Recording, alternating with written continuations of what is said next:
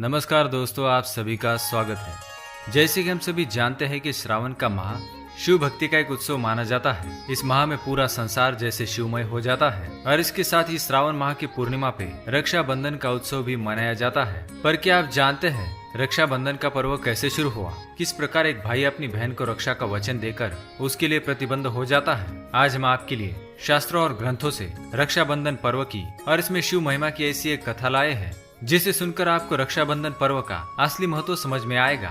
देवताओं और दानवों के बीच कितने युद्ध किए जाते थे ये तो हम सभी जानते हैं। दानव हमेशा यही कोशिश में होते थे कि कैसे देवताओं के अमृत को हासिल कर सके, उनके स्वर्ग पर कब्जा कर सके, जिनके लिए दानव कई कई वर्षों तक तपस्या में लीन रहते थे, घोर तप किया करते थे और वरदान स्वरूप ब्रह्मा, विष्णु और महेश से मनचाहा फल प्राप्त करते थे, जिसके कितने बुरे परिणाम देवताओं को सहन करने पड़े थे। राजा बलि जो राक्षस राज थे, उनका जन्म तो राक्षस कुल में हुआ था, परंतु उनका वर्तन बाकी राक्षसों जैसा नहीं था, क्योंकि महाराज बलि भक्त प्रहलाद के पौत्र थे।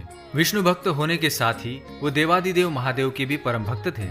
महादेव की भक्ति से उन्होंने कई सारी सिद्धियां हासिल कर ली थी। राजा बलि ने 101 यज्ञ संपूर्ण करने का अनुष्ठान किया था। तब देवताओं को ये चिंता होने लगी कि अगर राजा बलि ने यह अनुष्ठान पूर्ण कर लिया तो उनके हाथ से स्वर्ग और अमृत दोनों ही राक्षसों के पास चले जाएंगे, जिससे दानव पृथ्वी पर आतंक मचा देंगे। इसी द्विधा के हल हेतु सब देवतागण श्री हरि विष्णु के पास उपस्थित होते हैं। श्री हरि विष्णु देवताओं की बात सुनकर राजा बलि के पास एक बटुक ब्राह्मण के रूप में जाते हैं। क्योंकि राजा बलि को महादानी भी कहा जाता है, इसलिए उनके द्वार पर आए किसी भी याचक को वो खाली हाथ जाने नहीं देते थे।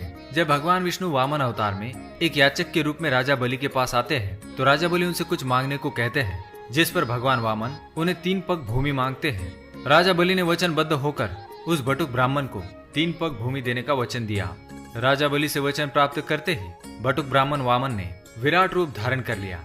उन्होंने एक पग में स्वर्ग, दूसरे पग में धरती नाप ली। अब वे तीसरा पैर कहाँ नापते? तब राजा बलि ने अपने वचन का पालन करने हेतु तीसरा पैर उन्हें अपने सर पर रखने दिया। राजा बलि की दानशूरता देखकर भगवान विष्णु उन पर प्रसन्न हुए और उन्हें वर मांगने को कहा। तब राजा बलि ने भगवान विष्णु को ऐसा वर मांगा जिसके कारण भगवान विष्णु को वैकुंठ त्याग कर पाताल लोक में पहरा देना पड़ा। उधर श्री हरि विष्णु से वियोग में माता लक्ष्मी को सहन नहीं हो रहा था। माता लक्ष्मी इनके निवारण हेतु भगवान शिव जी के पास आती है। शिव जी माता लक्ष्मी से कहते हैं कि राजा बलि वचनबद्ध पुरुष है।